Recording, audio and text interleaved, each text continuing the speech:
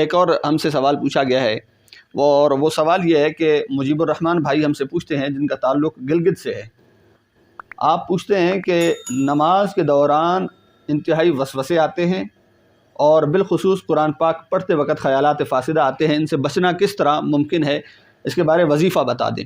یہ بہت ہی اہم سوال ہے جو روزمرہ ہماری زندگی کے اندر پیش آنے والے مسائل میں سے ہے، اور آپ نے اکثر دیکھا ہوگا کہ جس طرح بھی آپ نے نماز کی نیت کی، آپ نماز کے اندر کھڑے ہو گئے، آپ کو خیالات آنا شروع ہو گئے، اور اسی طرح جب آپ قرآن پاک کی تلاوت کرنے لگ جاتے ہیں تو خیالات تو وہاں آتے ہی آتے ہیں، لیکن ایک بات بہت ہی مجرب ہے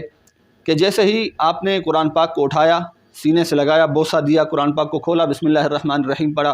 ابھی آپ نے ایک دو رکوع چند سطریں نہیں پڑھی ہیں کہ پہلے سے آپ کو نیند کا غلبہ ہو گیا اور آپ کو نیند آنے لگ گئی۔ تو یہ ذہن میں رکھیں، چاہے وہ خیالات ہوں، وسوسے ہوں یا نیند کا آنا ہو، یہ تمام معاملات شیطانی ہیں، یہ شیطان کی طرف سے وہ انسان کے اوپر غالب ہو جاتے ہیں۔ تو سب سے پہلے آپ کیا کریں کہ جو بزرگوں نے ہمیں طریقہ بتایا ہے شیطان سے بچنے کا، وہ یہ ہے کہ تعوذ یعنی اعوذ باللہ من الشیطان الرجیم کی کثرت سے تلاوت کیا کریں، اس کو پڑھا کریں، اور اسی طرح بسم اللہ الرحمن الرحیم کو کثرت کے ساتھ پڑھا کریں۔ اور جو معوذتین ہیں، آخری دو صورتیں ہیں، قل اعوذ برب الفلق اور قل اعوذ برب الناس، یہ وہ صورتیں ہیں جو گھر میں ہر دوسرے تیسرے فرد کو یاد ہوتی ہیں، تو یہ کثرت کے ساتھ پڑھا کریں تو اللہ پاک آپ کو شیطان کے شر سے محفوظ فرمائے گا۔ اب یہ بھی ذہن میں رکھیں کہ یہ تو وہ معاملات ہیں جو آپ کے لیے بہت ہی سہل اور آسان ہو سکتے ہیں، کچھ معاملات تو وہ ہیں شیطان سے بچنے کے جو ذرا سے محنت طلب تو ہیں لیکن وہ تیر بہدف ہیں۔ ان میں سے ایک معاملہ یہ ہے کہ آپ دنیا کی رغبت کو، دنیا کی چاہت کو اپنے سینے سے نکال دیں، لالچ اور حرص خود سے دور کر دیں۔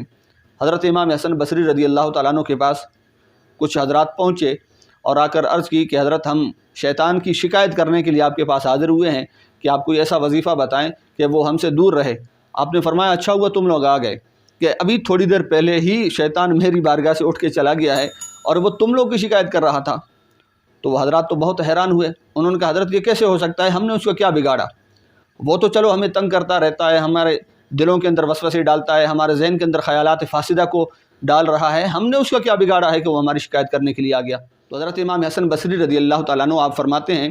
کہ وہ کہہ رہا تھا کہ لوگوں سے کہو کہ اگر تم میری دنیا سے دور رہو تو میں تمہارے دین سے دور رہوں گا۔ تو یہ بات بالکل مسلم ہے کہ ہم دنیا کے اندر اس قدر مستغرق ہو چکے ہیں کہ دین کی طرف آتے ہوئے ہمیں اپنے نفس کے اوپر جبر کرنا پڑتا ہے، ہمیں اپنے مزاج کے اوپر سختی کرنی پڑتی ہے،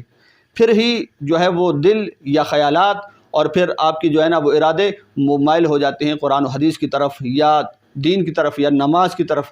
یا دیگر ذکر و اذکار وظائف کی طرف۔ اور یہ بھی ذہن میں رکھیں کہ شیطان ایک کھلا کتا ہے،